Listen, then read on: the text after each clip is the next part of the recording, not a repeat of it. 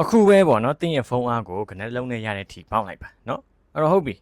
အဲ့တော့ဆရာတို့အခုဒီလက်ရှိတင်းရဲ့ဖုန်းအားပေါ့နော်တင်းရဲ့ဖုန်းအားကခွန်22ပေါ့နော်82ရှိရဆိုရင်ခွန်နဲ့2နဲ့ပေါင်းခွန်နဲ့2နဲ့ပေါင်း9ရတယ်အဲ့တော့အခုဒီမှာနံပါတ်9ကတ်နံပါတ်ကိုကြည့်ပြီးတော့ကိုယ့်ရဲ့ကန်ချမာကိုတိနားလည်ရမှာဖြစ်တယ်ဟုတ်ပြီနော်အဲ့တော့ဆရာတို့အခုပေါင်းချင်းနံပါတ်1ပေါ့နော်10ရတဲ့လူတွေကိုဆရာတစ်ချက်ဒါဟောပြမှာဖြစ်တယ်အဲ့တော့ပေါင်းချင်းနံပါတ်1ရတဲ့လူတွေကအခုဒီမှာဆရာတို့ဒီမှာဟောဒီကက်ကလေးရနော်အဲ့တော့ six of pentacle ဆိုတဲ့ကက်ကလေးအဲ့တော့ဒီကက်နမိတ်ရဒီပေါင်းချင်းနံပါတ်1 10ရတဲ့လူတွေကငွေကြီးတွေနော်ပြောမယ်ဆိုရင်ရရှိလာမယ်အဲ့တော့ bonus တွေရတာမဟုတ်ဘိုးတွေရတာနော်ပိုငွေတွေရရှိတာမထင်မှပဲငွေဝင်တာတွေကျုံးလိုက်မယ်နော်အဲ့တော့လှူတိုင်းတန်းတိုင်းနဲ့ကာလာလည်းဖြစ်တယ်ပေါ့နော်လှူဒါနပြုနိုင်တဲ့ကာလာလည်းဖြစ်တယ်အဲ့တော့ comment မှာငါနော်လှူဒါနပြုနိုင်ပြီဆိုပြီးရေးတာပါနော်ဒါအဲ့တော့ပေါင်းချင်းနံပါတ်2ရရလို့တစ်ချက်ပေါင်းချင်းနံပါတ်2ရရလို့တစ်ချက်ကြည့်အောင်အဲ့တော့ပေါင်းချင်းနံပါတ်2ရရလို့ရအခုဒီ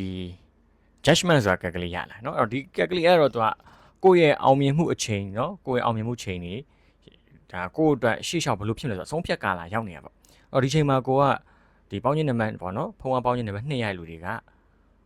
ဟိုကိုယ့်အတွက်ကိုလိုချင်တဲ့ຢာဖြစ်ဖို့အတွက်တကယ်အရေးကြီးတဲ့ကာလရောက်နေပြီအဲ့တော့အကူညီကောင်းတွေလည်းရဖို့ရှိတယ်လို့ကိုယ့်အတွက်ကပြောမယ်ဆိုရင်ကိုပြောမယ်ဆိုကိုကကောင်းကောင်းလုပ်နိုင်နေကိုကအတုံးကျနေဆိုရင်ကိုယ့်အတွက်ကောင်းမွန်တဲ့အရာလက်တွေရမှာဖြစ်တယ်လို့ကိုကဘာမှဒီခွင့်ရေးကိုမမြင်မဲနဲ့ရေးလိုက်ငားလိုက်နေလိုက်မယ်ပြင်းနေမယ်ဘာမှမလုပ်ဘဲနေမယ်ဆိုရင်တော့ဒီခွင့်လက်လွတ်သွားနိုင်တယ်အဲ့တော့ဒီချိန်မှာကိုယ့်အတွက်ဆုံးဖြတ်ကာလဖြစ်တဲ့အတွက်ကြောင့်ကိုကရှေ့လျှောက်ပို့ပြီးအဆင်ပြေခြင်းနဲ့ငွေကြေးတွေအဆင်ပြေခြင်းနဲ့ခြေတွေအဆင်ပြေခြင်းနဲ့ဆိုရင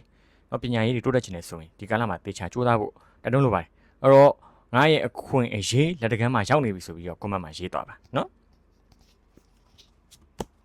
အဲ့တော့ခုဖုန်းနံပါတ်ပေါင်းချင်း3ရတယ်လို့အဲ့ဖုန်းနံပါတ်ပေါင်းချင်း3ရလို့တွေရောဒီမှာဒီကနံပါတ်ပေါ့နော်ဒီနံပါတ်ကဘာပြောလဲဆိုတော့သူကလူသစ်စိတ်တဲ့နဲ့စတင်ရင်းတော့ဖြစ်ပြခဲ့သမျှ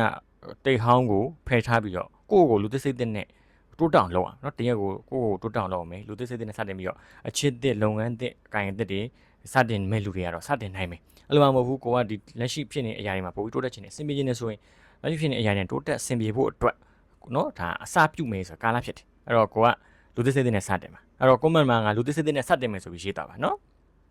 ်ဟုတ်ပြီဥစ္စာလိုက်ပြီးတော့ဆရာတို့ forward number ပေါင်းခြင်းလေးရည်တစ်ချက်ကြည့်အောင်အဲ့တော့ဒီမှာ forward number ပေါင်းခြင်းလေးရည်လူတွေကလေသူကပြောမယ်ဆိုရင်တော့အရင်တော့ဖြစ်ပျက်ခဲ့တဲ့မြအရာတွေကတော်တော်လေးပြောမယ်ဆိုရင်တော့ပင်ပန်းနေပြီနော်အဲ့တော့နားလိုက်အောင်အဲ့တော့ကိုလုပ်ခဲ့တဲ့အရာတွေမှာနောင်တတရားတွေရှိမယ်နော်အဲ့လိုမျိုးအများကြီးပဲနော်နောင်တတွေရတာမျိုးတွေပြီးရင်ကိုယ်စမပြေဘူးဆိုပြီးတော့ဟိုစိတ်တက်ကြလိုက်ချင်အဲ့ဒါကိုဖယ်ပြီးတော့ကွာနားလိုက်ပြီးရင်တော့လူသစ်စိတ်တဲ့နဲ့သူလည်းအားရင်အပြင်းနေပဲရှေ့ဆက်မယ်နိုးထားအဲ့တော့ပြောမယ်ဆိုရင်တခန်းပြီးသွားပြီဘဝမှာရအောင်ဖြစ်ပျက်ခဲ့တဲ့မြအကောင်လုံးပြီးသွားပြီအဲ့တော့ခုကစပြီးတော့ကိုလူသစ်စိတ်တဲ့နဲ့ရှေ့ဆက်မယ်အဲ့တော့ comment မှာအားရင်အပြင်းနဲ့ရှေ့ဆက်ဆိုပြီးရေးသွားပါဟုတ်ပြီနော်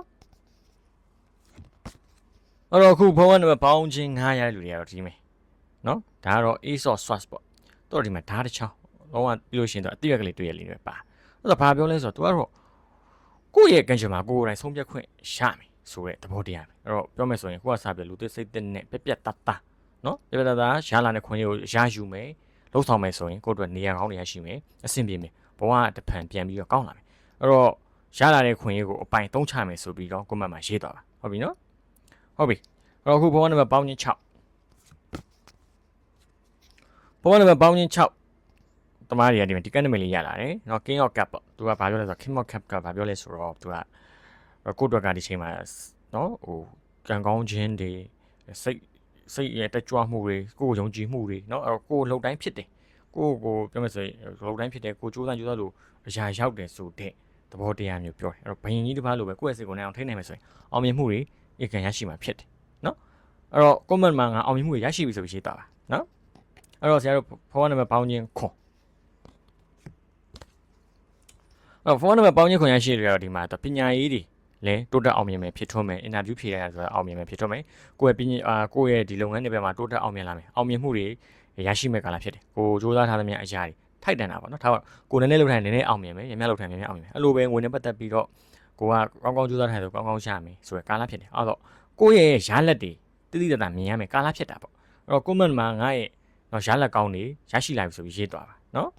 အဲ့တော့ခုဆက်လက်ပြီးတော့ဖုန်းနံပါတ်ပေါင်းခြင်း ဆရာတို့8ပေါ့နော်အဲ့တော့ဖုန်းနံပါတ်ပေါင်းချင်းရှိရတဲ့လူတွေကတော့ဒီမှာသူက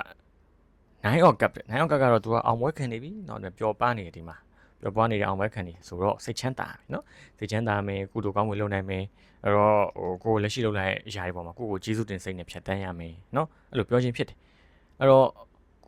ငါကျေးဇူးတင်တယ်ဆိုပြီး comment မှာရေးတော့ပါเนาะအဲ့တော့ဆရာတို့ဖုန်းနံပါတ်ပေါင်းချင်းကို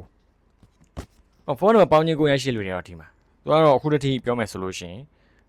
ရင်ဆိုင်ရမယ့်အရာဖြည့်ရှင်းရကိစ္စရင်ဆိုင်ဖြည့်ရှင်းရတော့မယ်အဲ့တော့ကိုယ်တော့မပြီးပြတ်တဲ့ကိစ္စတွေကိုရင်ဆိုင်ဖြည့်ရှင်းရမယ်ဆိုတဲ့ကာလပဲအဲ့တော့ဒီချိန်မှာကိုက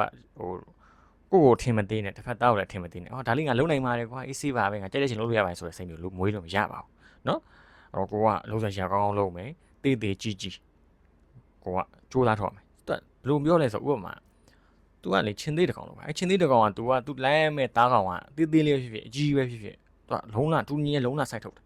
နော်ခွန်အားဆက်တော့အဲ့လိုပဲကိုကဘာလုပ်ငန်းလုပ်ဆရာရှိလို့ရှင်တေးသေးလေးဖြစ်ကြီးဖြစ်လောက်ကိုတေးချလုပ်ပါ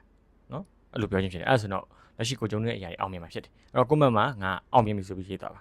အဲ့တော့မိမိတို့တည်တဲ့မေးချင်တာရှင်ဆက်စီမှာလာမိလို့ရတယ်နော်ဒီဗီဒီယို like and share လုပ်သွားပေးပါကျေးဇူးများတင်ပါတယ်အားလုံးပဲနှစ်သက်မှာကျမ်းမာချမ်းသာကြပါစေ